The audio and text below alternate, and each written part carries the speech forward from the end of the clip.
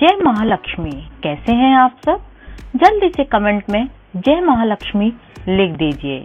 माता लक्ष्मी आपकी सारी मनोकामनाएं पूर्ण करे और माता लक्ष्मी की कृपा से आपको सुख, संपत्ति और ऐश्वर्य की प्राप्ति हो। तो जैसा कि हम जानते हैं, मार्गशीर्ष का महीना प्रारंभ हो चुका है और 10 नवंबर यानी कि दिन गुरुवार, प्रतिपदा तिथि को मार्गशीर्ष मास का प्रथम गुरुवार है और गुरुवार को माता महालक्ष्मी का व्रत रखा जाता है और व्रत रखने और इस दिन माता लक्ष्मी की कथा सुनी जाती है।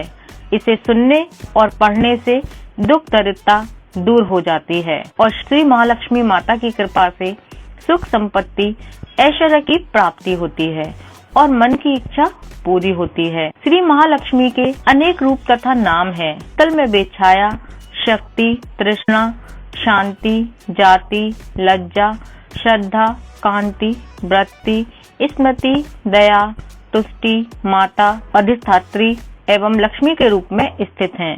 मैं उन्हें प्रणाम करती हूँ। कैलाश पर्वत पर पार्वती, क्षीर सागर में सिंधु कन्या, स्वर्गलोक में महालक्ष्मी, भूलोक में लक्ष्मी, ब्रह्मलोक में सावित्री, ग्वालों में राधिका, वृंदावन में रासेश्वरी, चंदन वन में चंद्रा, चंपक वन में गिरजा, पद्म वन में पद्मा, मालती वन में मालती, कुंदन वन में कुंदंती, केतकी वन में सुशीला, कदम्ब वन में कदम्बमाला, राजप्रसाद में राजलक्ष्मी और घर घर में गृहलक्ष्मी इन विभिन्न नामों से पहचानी जाती हैं। और आइए अब मैं आपको सुनाती हूँ माता लक्ष्मी की कथा। इसे सुनने मात्र से सारे सुखों की प्राप्ति होती है और मन की इच्छा पूरी होती है, जो कि इस प्रकार है। द्वापर युग की बात है और ये भारत के सौराष्ट्र देश की कहानी है।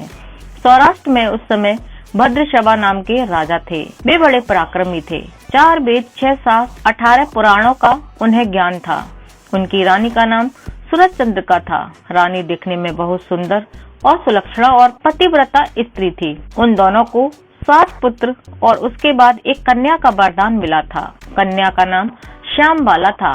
एक बार महालक्ष्मी जी के मन में आया कि जाकर उस राजा के राजमहल में रहा जाए। इससे रानी को दुगनी धन दौलत की प्राप्ति होगी और वह इस धन दौलत से अपनी प्रजा को और सुख दे पाएगा। गरीब के घर अगर रहे तो उसे धन दौलत प्राप्त हो तो वह स्वार्थी की तरह केवल अपने ऊपर ही खर्च करेगा। यह सोचकर श्री महालक्ष्मी ने बूढ़ी ब्राह्मण स्त्री का रूप धारण किया। हाथ में लाठी लिए हुए लाठी के सहारे रानी के द्वार तक पहुंची और माता लक्ष्मी ने बूढ़ी औरत का रूप धारण किया था, पर उनके चेहरे पर देवी का तेज था। उन्हें देखते ही एक दासी सामने आई। उसने इनका नाम, धाम, काम, धर्म, कर्म पूछ डाला।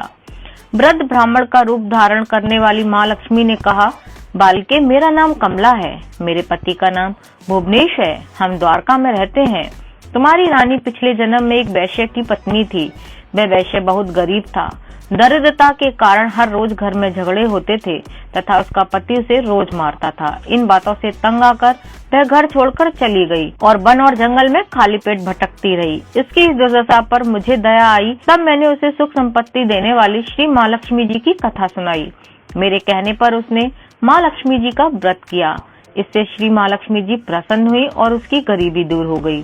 उसका घर संसार दौलत, संतति, संपत्ति से भर गया। कुछ दिन बाद पति पत्नी दोनों परलोक सिधार गए। तो लक्ष्मी जी का व्रत करने के कारण वे लक्ष्मी लोक में रहे। उन्होंने जितने साल महालक्ष्मी जी का व्रत किया उतने हजारों साल उन्हें सुख मिला। इसी कारण इस जन्म में उसका जन्म राजघराने में हुआ है, परंतु वह श्री महालक्ष्मी का व्रत करना भूल गई है। उसे मैं यह याद दिलाने यहाँ आई हूँ। बुढ़िया की बातें सुनकर दासी ने उन्हें प्रणाम किया तथा श्री महालक्ष्मी जी का व्रत किस तरह किया जाए इस बारे में वह बुढ़िया से पूछने लगी। बुढ़िया रूप धारण किए हुए श्री महालक्ष्मी माता ने दासी को सारी पूजा की विधि तथा महिमा बताई। इसके बाद वह दासी माता को प्रणाम करके रानी को बताने अंदर चली गई। राज भवन में रहते हुए रानी को अपने ऐश्वर्य का बहुत घमंड था। संपत्ति तथा अधिकार की वजह से वह उन्मत्त हो गई थी। दासी द्वारा बताई गई बुढ़िया की बातें सुनकर वह आग बबूला हो गई। आग बबूला होकर वह राजद्वार पर आकर बुढ़िया रूपी श्री महालक्ष्मी पर बरस पड़ी। उसे ये मालूम नहीं था कि श्री महालक्ष्मी माता बुढ़िया का रूप धारण करके उसके द्वार तक आई है, परंतु रानी का इस तरह का रूखा बर्ताव देखकर और अपना अनादर देखकर माता लक्ष्मी ने वहाँ रुकना ठीक नहीं समझा। वे वहाँ से चल पड़ी। रास्ते में उन्हें राजकुमारी श्यामबाला मिली। उन्होंने श्यामबाला को सारी बात बताई। श्यामबाला ने अपनी माँ की तरफ से श्री महालक्ष्मी जी से माफी मांगी। माता को उस पर दया आई। उन्होंने श्यामबाला को श्री महालक्ष्मी जी के व्रत के बारे में बताया। उस दिन अगहन यानी मार्गशीर्ष माह का पहला गुरुवार था। श्यामबाला ने परम श्रद्धा से श्री महालक्ष्मी जी का व्रत रखा। इसके फलस्वरूप राजा सिद्धेश्वर के सुपुत्र मालाधर से उसका विवाह हुआ। वह धन दौलत ऐश्वर्य वैभव से माला माल हो गई। पति के साथ ससुराल में आनंद से दिन बिताने लगी। इधर श्री महालक्ष्मी जी का रानी पर बड़ा ही प्रकोप हुआ। इसके फलस्वरूप राजा भद्रसभा का राज्य एवं कारोबार नष्ट हो गया। यहाँ तक कि खाने के भी लाले पड़ गए। ऐसे हालात में एक दिन रानी ने राजा से निवेदन किया, हमारा दामाद इतना बड़ा राजा है, धनवान है, ऐश्वर्यशाली है, क्यों न हम उसके पास जाएं, अपना हाल उसे बताएं, वह जरूर हमारी मदद करेगा। इस पर राजा भद्रसभा दामाद के पास चल दिए। राज्य में पहुंचकर एक तालाब के किनारे थोड़ी देर विश्राम करने के लिए ठहर गए। तालाब से पानी लेने आते जाते दासियों ने उन्हें देखा। दासियों ने विनम्रता से उनकी पूछताछ की। जब उन्हें पता चला कि ये रानी श्यामबाला के पिता हैं, वे दौड़ते हुए जाकर उन्होंने रानी को सारी बात बताई। रानी ने दासी के हाथ राज परिधान भेजकर बड़े ठाट से उनका स्वागत और आदर सत्कार किया, खान पान करवाया। जब भी लौटने लगे तो सोने की मोहरों से भरा हुआ घड़ा दिया। राजा भद्रसभा जब वापस लौटे तो उन्हें देखकर रानी शरदचंद्रिका खुश हो गई। उन्होंने सोने की मोहरों से भरे घड़े का मुंह खोल दिया, पर हाय भगवान, घड़े में धन के बदले कोयला मिला। यह सब श्री महालक्ष्मी जी के प्रकोप से हुआ है। इस प्रकार दुर्दशा में और कई दिन बीत गए। इस बार रानी स्वयं अपनी कन्या के पास गई। वह दिन अगहन माह का अंतिम गुरुवार था। श्यामबाला ने श्री महालक्ष्मी जी का व्रत किया, पूजा की और अपनी माता से भी व्रत करवाया। इसके बाद रानी अपने घर आई। श्री महालक्ष्मी जी का व्रत रखने पर उसे फिर से अपना राजपाट, धन दौलत, ऐश्वर्य प्राप्त हुआ। वह फिर से सुख शांति आनंद में जीवन बिताने लगी। कुछ दिनों बाद राजकन्या श्यामबाला अपने पिता के घर आई। उसे अपने घर देखकर शरदचंद्रिका को पुरानी बातें याद आई। यही कि श्यामबाला ने अपने पिता को घड़ा भरकर कोला दिया था और उसे तो कुछ भी नहीं दिया था। इसी कारण श्यामबाला को पिता के घर आने पर उसका कोई आदर सत्कार नहीं हुआ, बल्कि अनादर हुआ। पर उसने इस बात का बुरा नहीं माना। अपने घर लौटते समय उसने पिता के घर से थोड़ा सा नमक ले लिया।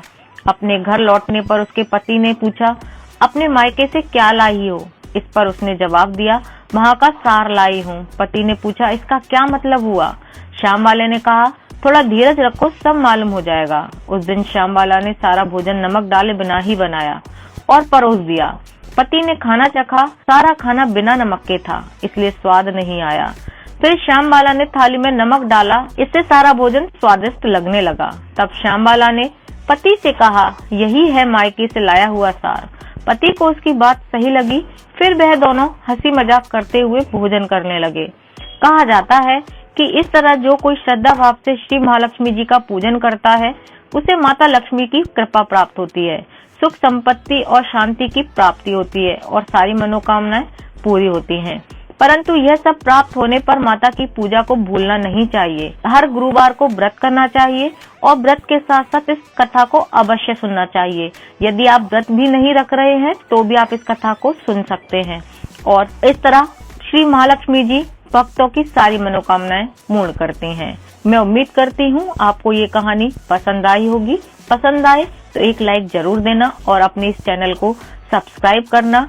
और मैं आपसे विनती करती हूँ कि यदि आपका कोई मेरे लिए सुझाव हो तो प्लीज जरूर दें, जिससे मैं आने वाली वीडियो में सुधार कर सकूं।